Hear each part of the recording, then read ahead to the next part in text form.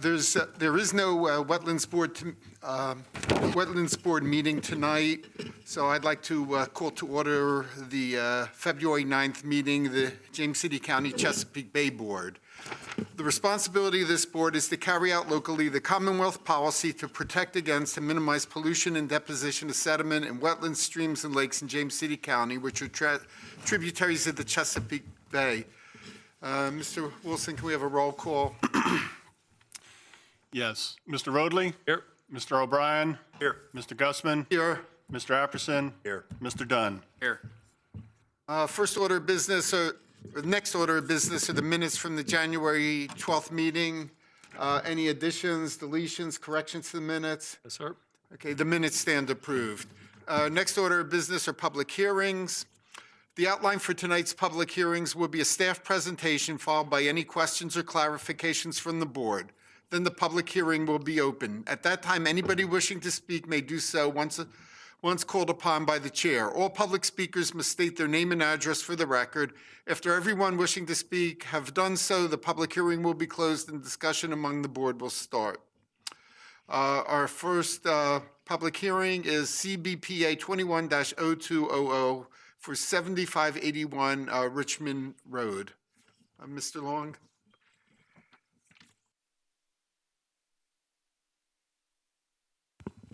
Good afternoon, Mr. Chair, members of the board. Trevor Long, Watershed Planner, here to present CBPA-21-0200 at 7581 Richmond Road.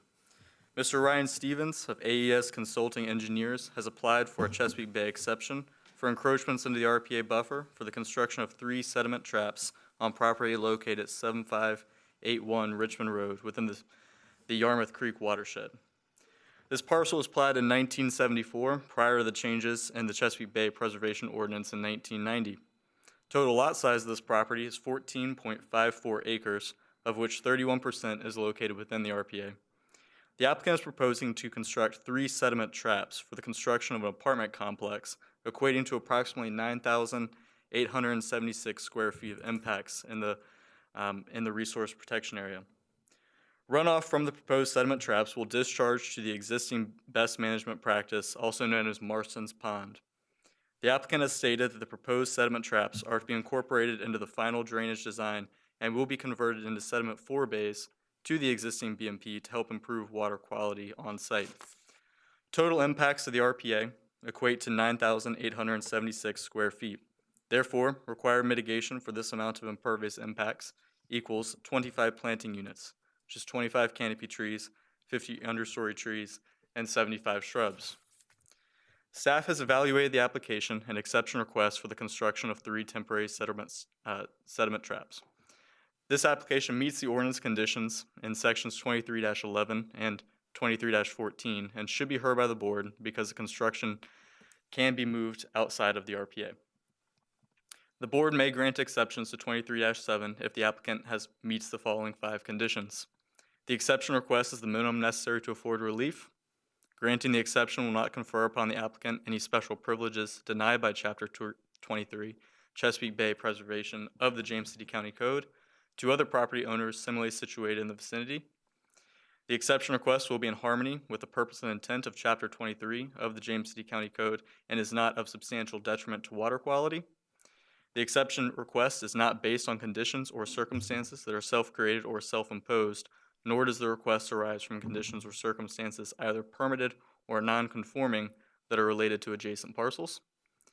That reasonable and appropriate conditions are imposed which will prevent the exception request from causing a degradation of water quality. Staff has reviewed the application and exception request and has determined that impacts associated with the proposal to be major for the proposed development. Staff recommends approval of this exception request, and if the board wishes to approve, staff recommends the following conditions be incorporated into its approval. The applicant must obtain all other necessary federal, state, and/or local permits as required for the project. The plantings of 25 planting units, 25 canopy trees, 50 understory trees, and 75 shrubs. A surety of $12,500 be submitted in a form acceptable to the James City County Attorney's Office to guarantee the mitigation plantings. And this exception request approval shall become null and void if construction is not begun by February 9th, 2024, with written requests for an extension be submitted to the Stormwater and Resource Protection Division no later than December 29th, 2023, which is 6 weeks prior to this expiration date. Thank you, and I will now divert your attention to the board for a brief presentation. Again, the applicant request is to construct 3 sediment traps on property located at 7581 Richmond Road, outlined here in the vicinity map in blue. An aerial photograph of the parcel with labels for the 3 sediment traps shown above, this area here being Marston's Pond. The topography for the site, as you can see, is fairly flat towards the top with the ravines that come up towards the center of the property. And the resource protection area as it affects this property as well. Again, the existing BMP is the body of water of which the resource protection area spawns off of. Again, it's also known as Marston's Pond. And the site plan that's been submitted to the county staff. Outlined in red is the 100-foot resource protection area. In blue, the wetland limit from the BMP. And in green, the limits of clearing. In yellow, we have the 3 sediment traps that are here before the board tonight. This is the stormwater master plan that's been approved by the staff. This is the original design of which came before the staff.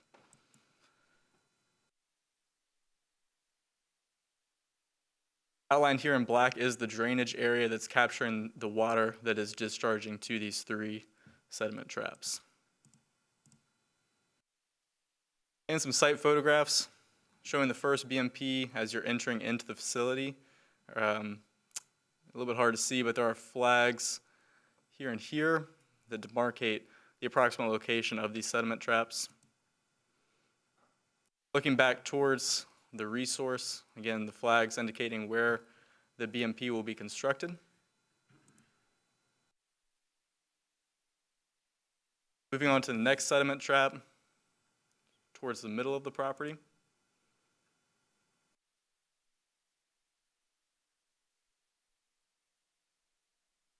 Standing down near the resource, looking back upwards towards the center of the property and where the apartment complexes will be constructed. And onto the third BMP, which is situated in an existing ravine. Again, staff does recommend approval of this application or this exception request, given that all other necessary local, state, and/or federal permits are acquired if necessary. That the plantings of 25 planting units be installed. That a surety of $12,500 to guarantee these plantings be made out to the James City County Treasurer's Office. And that this exception request approval become null and void if construction is not begun by February 9th, 2024, which is a 2-year approval, with written request for the extension be submitted no later than December 29th, 2023, 6 weeks prior to its expiration date. Thank you. I'd be happy to answer any questions the board may have. Let me ask you a question. I'm a little confused. Is Marston's Pond considered a BMP? Yes, sir. How did that end up as a BMP? I thought that was like a natural body of water. Was it constructed recently and, I can give you the history of that pond if you like, sir. I can tell you the history of the pond if you'd like. Sure. Pond was built by Jack Barnett, who had the soap and candle factory there. He built the pond to sprinkle, have a water source for sprinkling his buildings. He had a fire pump set up there, and he ran this main line up to the buildings and had a fire hydrant sitting there. Where the first fire hydrant in that end of the county was from a private individual protecting his own property. But Jack Barnett built that pond there as a water source for his fire protection for the soap and candle factory. But how did it get designated as a BMP? Mr. Wilson, would you care to? I'd be happy to answer that question, Mr. Gussman. During the development of the villages at Kendall Station, their stormwater master plan, they wanted to take credit for the water quality components that that pond does provide, and in order to do that, they had to do certain upgrades. One of them for the Village of the Candle Station was to actually upgrade the embankment and provide an emergency spillway and riser pipe. Make sure that everything was in proper working order. And it does act as a regional facility, being in the stream such as it is. And then when this development came in, they also wanted to use that facility, and in combination with the Yarmouth Creek Watershed Management Plan, other upgrades needed to be made on Blaine Landing Apartments side, and that includes the three forebays that were pointed out. Those forebays will provide a water quality component that was missing from the initial construction, because Mr. Barnett obviously did not construct it initially as a BMP, but just as a storage pond, as Mr. Apperson said, to protect his own properties.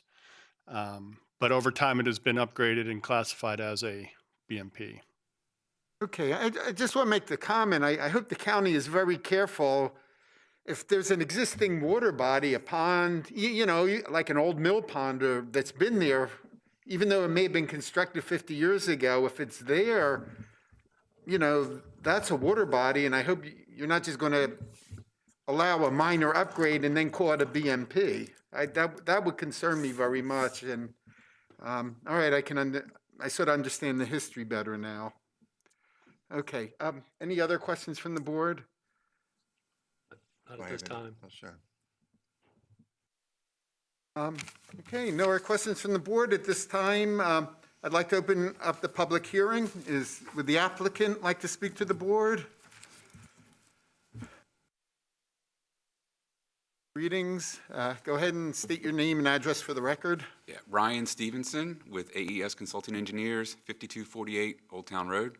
I didn't have too much to add from the presentation. I just wanted to reiterate that you know, everything that we're showing here is in compliance with the master plan that was approved during the rezoning. The forebays were shown within the RPA buffer on that plan in order to get close to the wetlands, because it acts as a forebay of the BMP. If we had put them upstream, we would risk erosion down to that point. So the placement was thought through during the rezoning and approved, and I think that's all I have. Okay, all right, thank you. Any questions for the applicant from the board? Ryan, in the site plan approval process, did they consider, in terms of the alignment or the arrangement of features on the property? You know, you mentioned that the forebays need to be constructed downslope to avoid future erosion downslope. Is that a given? I mean, is that there was no way to position those further up outside of the RPA? It was thought through, the various setbacks and buffers along the perimeter and the large community character corridor buffer along the frontage. It basically created, you know, where we could construct, and like I said, the forebays, you know, we didn't want to place them outside of the RPA buffer, because then they, you know, would risk that erosion from that point down to the body of water itself. Gotcha. Thank you.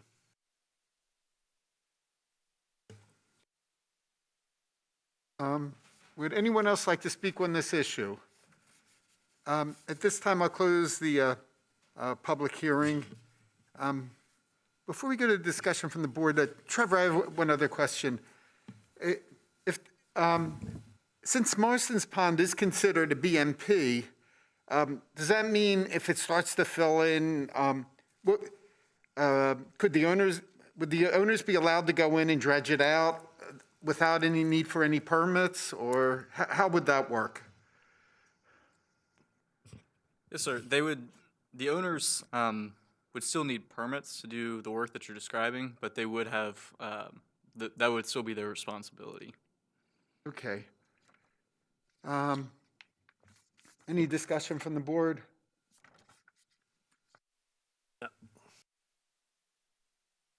Okay. I just want to make the comment, boy, Yarmouth Creek is a real gem in the county. It's one of the most beautiful streams that has very little development on it. It's in, one of the most beautiful spots in the county, and the plan looks good. I hope it will protect the water quality in this creek. Mr. Gussman, if I can just add a follow-up comment. At one point in the past, in a previous company, Arch asked me to come out and look at that pond because of undue runoff that was entering the upstream portion of it, trying to identify the source and what could be done about that. So from my observation, it was serving as a sediment trap BMP long before it was designated as a BMP and helping to protect downstream waters. Okay, thank you for that information. All right, would someone like to make a motion? Chairman, I make a motion to adopt the resolution to grant the exception for Chesapeake Bay Board case Cbpa 21-0200 at 7581 Richmond Road. So we have a motion to adopt. Mr. Roadley, Yes? Mr. O'Brien, Yes. Mr. Apperson, Yes. Mr. Dunn, Yes. Mr. Gussman. Yes. Okay, motion carries. The exception's granted. Thank you for coming out. Good luck with the project. Our next case is CBPA 21-0211, 19 Windjammer Court. Ms. Benedict? Good afternoon, Chairman, members of the board. Robin Benedict, James City County Watershed Planner. Mr. Lance Frost and Mr. Daryl Crumpler with Country Village Mobile Home Park have applied for a Chesapeake Bay exception for encroachments into the RPA buffer for the replacement of a mobile home on property located at 19 Windjammer Court within the Country Village Mobile Home Park subdivision and the Skiffs Creek watershed. The parcel was platted in 1970 prior to the adoption of the Chesapeake Bay Preservation Ordinance in 1990. The total lot size of this portion of the property in question is 0.08 acres, of which 38% is located within the RPA. The applicants are proposing to replace the previously existing 2-bedroom mobile home with a 3-bedroom mobile home. The previous 916-square-foot home was demolished around 1996, and the lot has remained vacant since. The proposed home is 1,178 square feet, resulting in a 262-square-foot increase from the original footprint. Total new impacts to the RPA equate to 960 square feet. Therefore, required mitigation for this amount of impervious impacts equals the planting of 2 canopy trees, 4 understory trees, and 12 shrubs. Staff has evaluated the application and exception request for the replacement of a mobile home. This application meets the ordinance conditions in sections 23-11 and 23-14 and should be heard by the board because there is an increase in impervious area from the original footprint of the previously existing dwelling. The board may grant exceptions to section 23-7 if the application meets the following 5 conditions. The exception request is the minimum necessary to afford relief. Granting the exception will not confer upon the applicants any special privileges denied by Chapter 23, Chesapeake Bay Preservation of the James City County Code to other property owners similarly situated in the vicinity. The exception request will be in harmony with the purpose and intent of Chapter 23 of the James City County Code and is not of substantial detriment to water quality. The exception request is not based on conditions or circumstances that are self-created or self-imposed, nor does the request arise from conditions or circumstances either permitted or non-conforming that are related to adjacent parcels, and reasonable and appropriate conditions are imposed which will prevent the exception request from causing a degradation of water quality. Staff has reviewed the application and exception request and has determined the impacts associated with the proposal to be minor for the proposed development. Staff recommends approval for this exception request, and if the board wishes to approve this request, staff recommends the following conditions be incorporated into the approval. The applicants must obtain all other necessary federal, state, and local permits as required for this project. The submittal of a mitigation plan equating to 2 canopy trees, 4 understory trees, and 12 shrubs be submitted to the Stormwater and Resource Protection Division, as well as a surety for $1,200 be submitted in a form acceptable to the James City County Attorney's Office to guarantee these mitigation plantings. And this exception request approval shall become null and void if construction has not begun by February 9th, 2023, with written requests for an extension to the exception submitted to the Stormwater and Resource Protection Division no later than December 29th, 2022, which is 6 weeks prior to the expiration date. Now, if you turn your attention to the screen for a short presentation, again, this is CBPA 21-0211 at 19 Windjammer Court for the replacement of a mobile home. Here is the subject parcel. Again, this is Country Village Mobile Home Park and the project location on Windjammer Court. A close-up of that project location between these two existing mobile homes. Topography at the site, which is fairly flat. There is a Dominion Energy power easement behind the existing homes. And then the RPA as it affects this site shown in pink. Here's the site plan given to staff showing the 104-foot resource protection area going through the middle of the proposed mobile home. Site photograph looking from the street and then looking back up towards the street. Again, staff recommends approval given all other necessary local, state, and federal permits are obtained. A mitigation plan equating to 2 canopy trees, 4 understory trees, and 12 shrubs be submitted, along with a surety of $1,200 to guarantee these plantings. And this exception request approval shall become null and void if construction has not begun by February 9th, 2023, with written requests for an extension submitted no later than December 29th, 2022, which is 6 weeks prior to the expiration date. If there are any questions, I'd be happy to answer them at this time. Thank you. I don't think there's any questions. This is probably the smallest parcel that's ever come in front of us. Actually, I do have a Oh, question. okay. And this is, just out of interest, but, so the house was, or the mobile home was removed in 98? The last evidence that we have that a home was there was in 96. 96. So, is there any expiration as far as like when a property would then be considered like returned back to, a fallow state rather? And I saw that, I know it's been maintained, but, in the future, if there's a piece of property that's gone fallow, is it any structure was ever there? Can we use the foundation to make a determination? I believe, Mr. Dunn, what you're asking for is if any of the impervious cover that was previously existing was grandfathered in or accounted for in the mitigation. And the answer to that is no. Once the structure is removed, when it comes back in for development, we count the full impact. In order to get a reduction in that, the mobile home or structure, if it was a different property, would have to remain in place, have to come before the board for replacement, and then it'd get credit for the existing impervious prior to it being demolished. Does that answer your question at all? It looks like maybe you have another question. I think so. I'll press the I believe button for tonight. I'm good. Thank you. Okay. Wait, nope, 1 minute, and I'll give you your chance. Any other questions for the staff? Okay.